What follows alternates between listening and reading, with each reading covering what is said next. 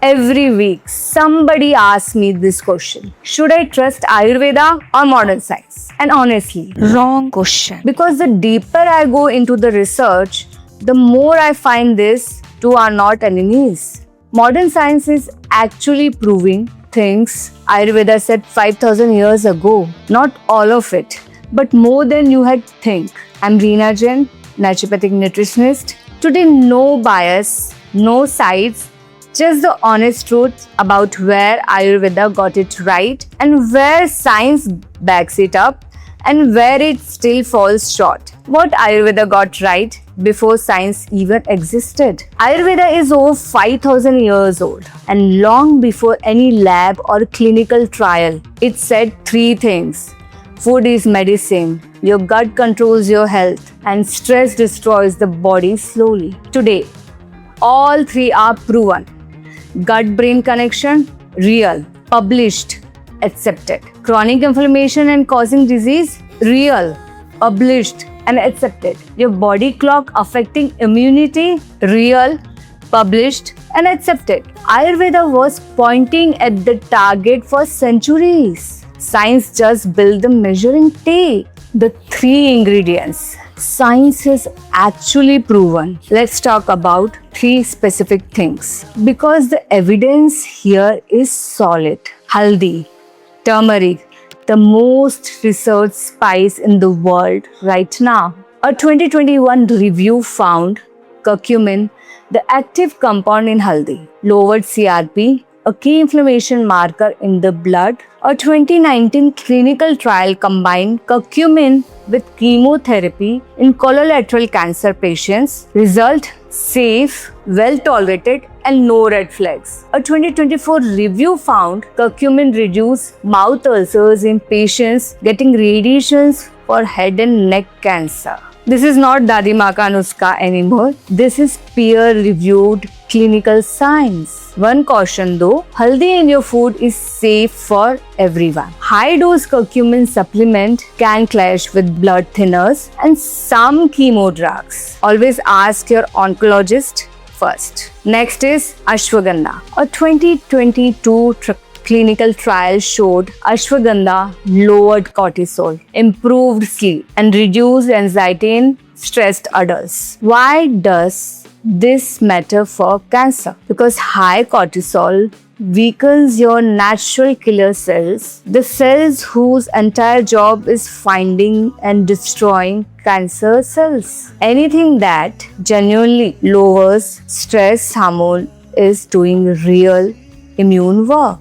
Scientists are even studying a compound in ashwagandha called vithaferin for direct anti-tumors activity. Early stage, but promising. Next, trifla. Three fruits: amla, harad, or baheda. A 2018 study found it improved digestion, relieved constipation, and supported healthy gut bacteria. In cancer care specifically, it's shown gut protective effects during chemotherapy. In research models, its immune supporting properties are now being studied for oncology use, where they agree completely. So this is my favorite part now. Ayurveda says eat fresh, warm, seasonal food, don't eat leftovers, don't overeat, and modern cancer nutrition guidelines say the exact same thing. Warm, whole, freshly cooked food, avoid processed and packaged food, especially during treatment. Ayurveda says gut health is everything. Agni, your digestive fire, decides your health. Science says 70% of your immune system lives in your gut and 90% of your serotonin is made there. Your gut bacteria even affects how well cancer treatment works. Ayurveda says mind and body are connected. Stress makes you sick. Science calls this psychoneuroimmunology, a whole field now studying exactly how stress hormones affect cancer risk and recovery. Two systems, thousands of years apart, same conclusion, where Ayurveda still needs to catch up. Now the honest part, because you deserve honesty, not blind faith. Most traditional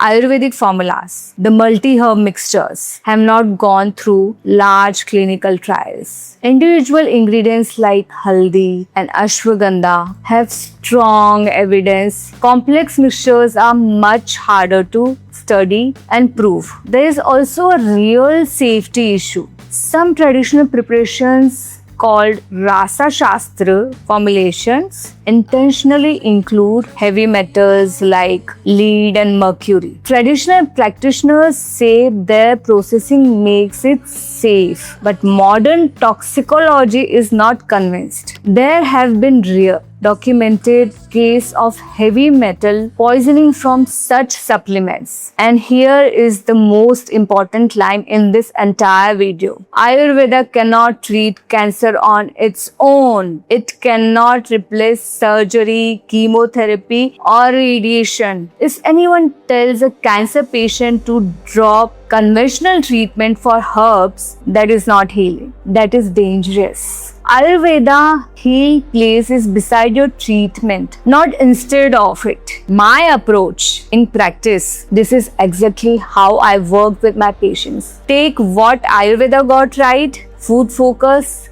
gut health, stress management, daily routine. Add the precision of modern nutrition science, layer in real clinical evidence on specific ingredients, and fit all of it around your oncology treatment. Never against it. This is not sitting on the fence. This is just doing the work. Honestly, the patients who do best are the ones using food as medicine. Old wisdom, new evidence, one team. What you can do starting today, you don't have to pick a side. Add haldi with kali mirch to your food daily. The evidence supports it. If stress or sleep is a struggle, ashwagandha in warm milk at night can help in food amounts. Ask your doctor before taking it as a supplement. Eat warm, fresh, home-cooked meals. Follow the seasons. Don't skip meals. And if any practitioner, Ayurvedic or otherwise, tells you to stop your cancer treatment for herbs alone, walk away. That is not integrative care. Ancient wisdom meeting modern science. This is one of the most exciting spaces in health right now. And it belongs in cancer care too. Using any Ayurvedic herbs alongside your treatment, tell me which one in the comments, and I will tell you honestly what the research says. Next video in this series, how